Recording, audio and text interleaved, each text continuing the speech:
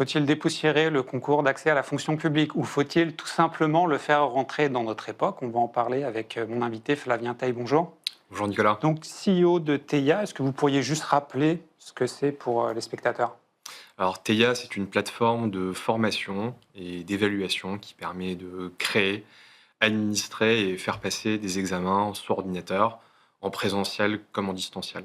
Et donc, la plus-value, c'est la digitalisation des examens, par exemple. Ça, c'est une des options que vous offrez à vos clients. Tout à fait. OK. Vous avez fait une tribune il y a quelque temps sur le concours de la fonction publique et vous n'étiez pas forcément très élogieux. Vous lui reprochiez d'être dans des process un peu datés.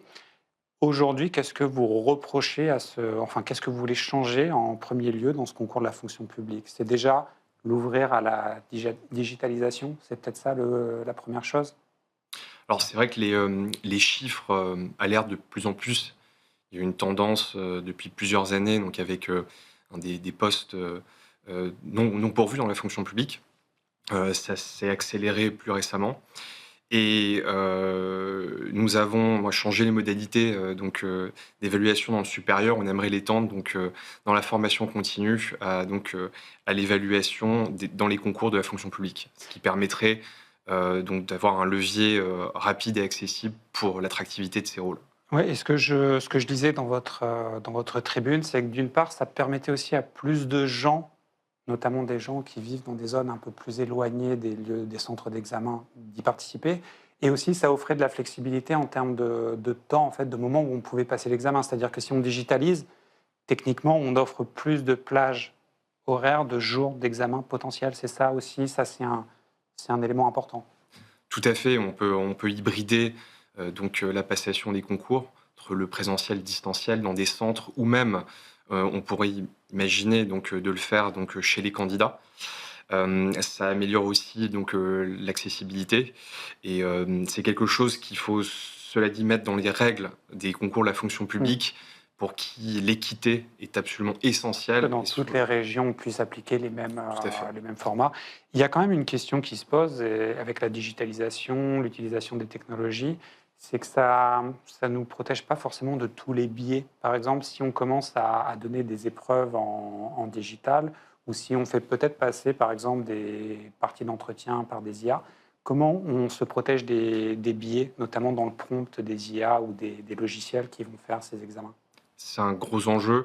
Nous croyons beaucoup à la correction, à l'aide à la correction automatisée par l'IA dans le cadre de l'évaluation formative, l'entraînement, pour notamment aider les enseignants.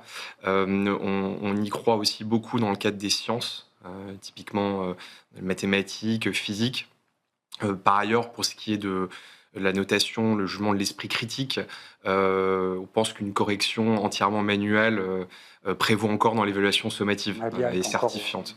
D'ailleurs, l'IA n'est pas encore capable d'évaluer certains types de production, mais éthiquement, ce serait peut-être même pas souhaitable, en fait, même si l'IA était capable de le faire, d'évaluer, par exemple, une dissertation. Il y a Non. des limites. Alors, et particulièrement pour nous, dont la solution a été créée sur une valeur d'équité et même une aide une aide à la correction, c'est le début d'un biais potentiel. Ouais, donc, moderniser, ça ne veut pas dire mettre l'humain à côté. L'humain sera toujours au centre, malgré tout, de ces concours. Tout à fait. Merci beaucoup, Flavien Taille. Donc, je le rappelle, CEO de Teia, on arrive déjà à la fin de cette émission, mais on vous réinvitera probablement dans quelques semaines parce que vous avez le même projet pour le baccalauréat, je crois. Vous voulez aussi le moderniser, on en reparlera. Smart Job, c'est terminé pour aujourd'hui. Je remercie Pierre-Loup qui était à la réalisation, Saïd et Paul qui étaient au son, Lily qui me parlait dans l'oreillette. Je vous donne rendez-vous demain. D'ici là, portez-vous bien. Continuez de regarder nos programmes en replay sur les réseaux sociaux. Bonne journée.